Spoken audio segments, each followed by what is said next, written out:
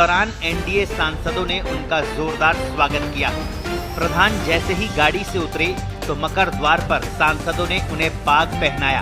इसके बाद सभी सांसद उन्हें सम्मान के साथ अंदर ले गए। जानकारों की माने तो ये पहला मौका है जब किसी मंत्री का इस्तीफे के बाद संसद पहुंचने पर ऐसा स्वागत हुआ है। सियासी गलियारों में प्रधान के स्वागत की चर्चाएं तेज हो गई है।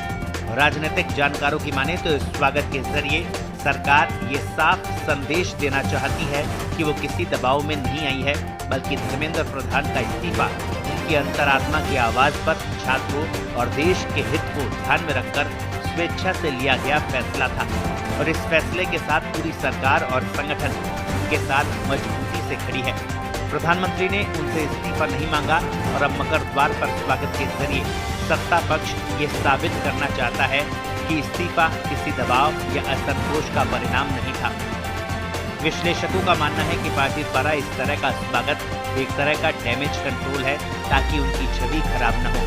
सरकार ये साबित करना चाहती है कि प्रधानमंत्री ने उनसे इस्तीफा नहीं मांगा, बल्कि उन्होंने देश और छात्र हित को ध्यान में रखकर खुद ये निर्णय लिया है। सियासी जानकारों की माने तो प्रधान के स्वागत को कॉकरोच जनता पार्टी को भी साफ संदेश के तौर पर देखा जा रहा है।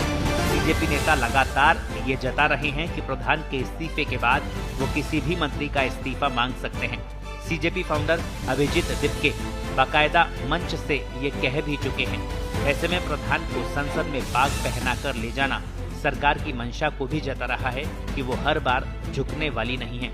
मोदी सरकार के लिए धर्मेंद्र प्रधान कितने मायने रखते हैं, इसका अंदाजा इसी बात से लगाया जा सकता है कि जब धर्मेंद्र प्रधान ने शिक्षा मंत्री के रूप में इस्तीफा दिया था, तब गृह मंत्री अमित शाह, पीयूष गोयल, जेपी नड्डा, जितेंद्र सिंह, निर्मला सीतारमण, दिल्ली की सीएम रेखा गुप्ता समेत कई वरिष्ठ नेताओं ने उनके घर जाकर मुलाकात की थी।